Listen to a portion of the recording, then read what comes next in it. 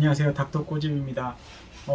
요즘 그 재신경치료에 관련된 영상을 많이 올려드리고 있는데, 이전에 올려드렸던 뭐 잇몸 염증 고름 때문에 치료를 해서 잇몸 염증 고름이 해결된 케이스를 올려드렸는데, 그 환자분이 몇 달 지났을 때 실제로 뼈가 차 올라왔느냐, 그거에 대해서, 그게 이제 제대로 뼈가 차 올라와 줘야 진정한 성공이라고 할 수 있기 때문에 그거에 대해서 좀 궁금하시죠. 그래서 그 환자분의 팔로우업, 그 5개월, 6개월, 반년 정도 지났을 때 실제 뼈가 차 올라온 모습에 대해서 한번 꼬집어 드리겠습니다.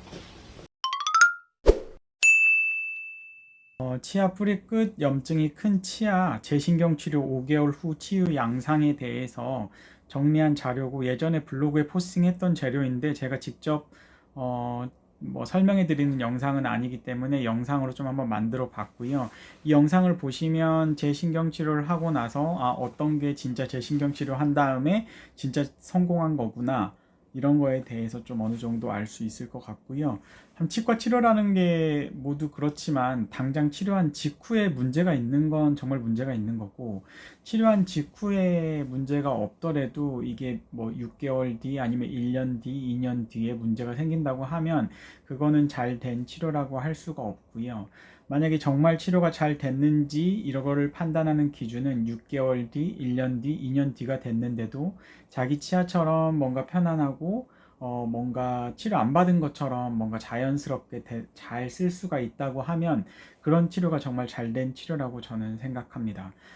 실제 케이스로 보면서 설명을 드리겠습니다. 재신경 치료 5개월 후의 모습인데요. 잠깐만 볼게요.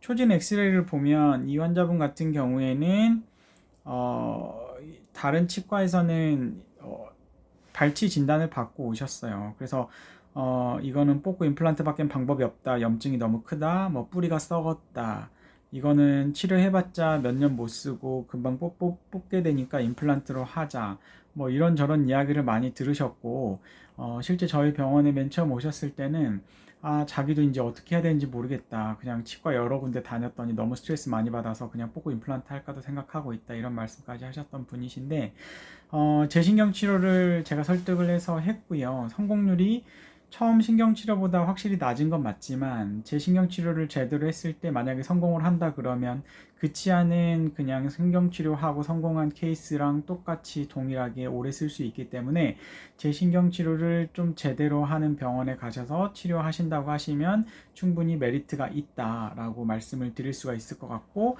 임플란트도 충분히 뭐 좋은 치료 대안이긴 하지만 자기 치아만큼 편안하지 않아요. 그래서 단점이 또 있는 치료이기 때문에 웬만하면 본인 치아를 살릴 수 있으면 살려라 라고 말씀해 드릴 수 있을 것 같고, 치료하고 나서 5개월 정도 지났는데 이렇게 컸던 염증이 지금 여기는 살짝 뿌리 끝에 까만색이 남아 있는데 확실히 많이 뼈가 차 올라왔죠. 환자분은 증상이 없고 뼈가 이런 식으로 차 올라왔다 그러면 이런 치아들은 굉장히 좋은 쪽으로 가고 있는 거고, 환자분은 치아를 오래 쓰실 수 있으실 거예요. 만약에 이제 이런 치아를 갖다가 과연 어떤 치과 의사가 이런 치아를 갖다가 오래 못 쓴다고, 몇 년밖에 못 쓴다고 이야기를 할까요? 이분은 뭐 6개월, 1년 뒤에 오시게 되면 이 부분이 완전히 뼈로 찬다고 하면은 이제 정말 뭐 이런 치아, 치료 안 받은 치아만큼은 아니겠지만 그래도 충분히 이때처럼 뽑아야 됩니다 라고 진단을 하는 사람은 아무도 없을 거라는 거죠. 그래서 치료를 꼭 해 보시기를 추천을 드리고요. 맨 처음에 이 환자분을 뜯었을 때 스크라운 모습이에요. 이 뒤쪽에 충치도 발견이 되죠. 엑스레이 상으로 잘 안 보였던 충치가 사이 충치 같은 경우에는 이렇게 발견이 되는 경우가 많고요. 이거를 제거해 봤더니 어떻죠? 상당히 많은 오염이 되어 있어요. 이미 이 위쪽이 오염이 상당히 많이 되어 있고, 그리고 과거에 아말감이라는 재료로 코어가 되어 있죠. 그렇기 때문에 위쪽에서부터 세균이 얼마든지 다시 유입이 되고, 이런 부분이 이제 2차 충치가 좀 있는 걸로 보이고, 이런 데는 뭐 변색이고 크라운 씌울 때 다시 정리를 해주면 되고, 이쪽 잇몸 밑에는 고름이 이렇게 잡혀 있는 걸 볼 수가 있어요. 그래서 잇몸 고름 염증이 있을 때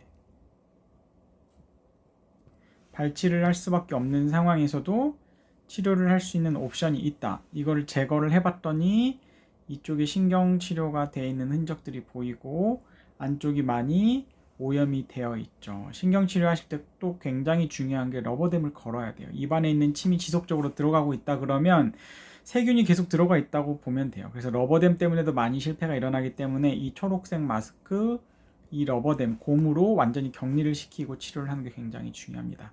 신경치료를 완료한 다음에 반드시 여기에서 끊어주는 거예요. 뿌리에만 신경치료에 대한 그 재료가 들어가는 거고, 그리고 이 위쪽은 반드시 레진으로 접착을 해줘야 되는 거예요. 그래야지 완벽한 실링이 됐다고 보이는 거고, 세균이 위에서부터 다시 들어가지 않는 그런 실링 효과가 있는 거죠.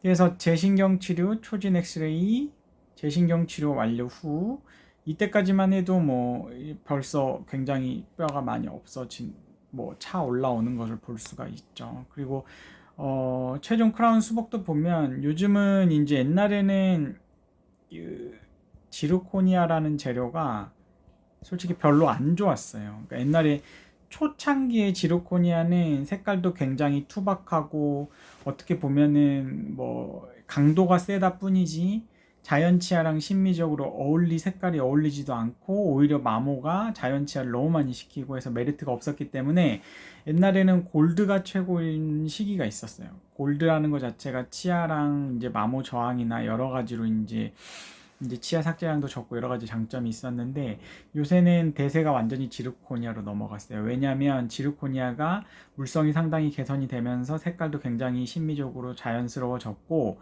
그리고 이런 마모에 대한 것도 자연 치아를 뭐 과도하게 막 그렇게 마모시킨다거나 그렇지도 않고, 그리고 요즘 이제 금값이 뭐 굉장히 많이 비싸졌기 때문에 금을 제대로 원칙적인 교과서적인 함량을 넣어서 금을 하려고 하면은 비용이 너무 많이 들어요. 그래서 제대로 하는 치과에서는 금리가 굉장히 비쌀 수밖에 없어요. 한마디로 금값 재료가 비싸니까. 근데 금리가 만약에 싸다 그러면 퍼센티지가 굉장히 낮은 금으로 하고 있는 치과일 가능성이 있기 때문에 좀 주의가 필요하고요. 그래서 요새는 그냥 심미적으로 입을 벌릴 때 치아색 나는 재료로 크라운 씌우는 게 대세라서 저도 요새는 지르코니아를 가장 선호하고 있는 재료이기도 합니다. 그래서 이제 치료 전, 치료 후를 보게 되면 이런 모습을 볼 수가 있죠. 뼈가 많이 차 올라오고 좋은 양상으로 가고 있다. 그리고 오래 쓸 수 있을 거다. 그리고 고름도 제가 뭐 중간에 항생제를 먹거나 뭐 그런 경우도 있는데 대부분은 신경치료할 때는 항생제를 잘 안 드려요. 왜냐면은 항생제를 먹으면 항생제 때문에 그게 없어지기도 하거든요. 그래서 약 때문에 없어지는 거면은 그렇게 하는 것보다 신경치료에 오염된 곳을 제거를 하고 그 안쪽에 약재를 넣어놓고 거기를 멸균시키는 작업을 하고 소독을 하다 보면 이 고름이라는 게 결국엔 세균이 뼈를 녹여서 이제 일으키는 작업이기 때문에 세균 수가 줄어들면서 저절로 없어지는 치유의 모습을 관찰하는 게 굉장히 중요하고, 그런 모습이 관찰이 될때 뼈도 잘 차 올라오는 것 같아요. 그래서 이렇게 깔끔하게 치료를 마무리해 드렸습니다. 그래서 이 환자분 같은 경우에는 어떻게 보면 뽀꼬 임플란트를 하면 마음이 편할 수도 있지만 이 치아를 만약에 재신경 치료를 하고 안 살렸다고 하면 너무 아깝잖아요. 그래서 환자분들이 이런 재신경 치료를 성공했는지 뭐 실패했는지 이거를 판단을 하려면 당장은 모르고 당장에 이제 신경치료를 하고 난 다음에 증상이 줄어들고 이런 좋은 뭐 고름이 없어지고 이런 모습들이 관찰이 되고 몇 달 후에 엑스레이를 찍어서 뼈가 좀 차 올라오는 양상을 관찰을 한다고 하면 진짜 성공을 한 거고, 그런 치아들은 오래 사용을 하실 수가 있습니다. 이 컨텐츠가 도움이 되셨다고 하시면 닥터꼬집 치과 DM 좋아요와 구독 꼭 요청드립니다.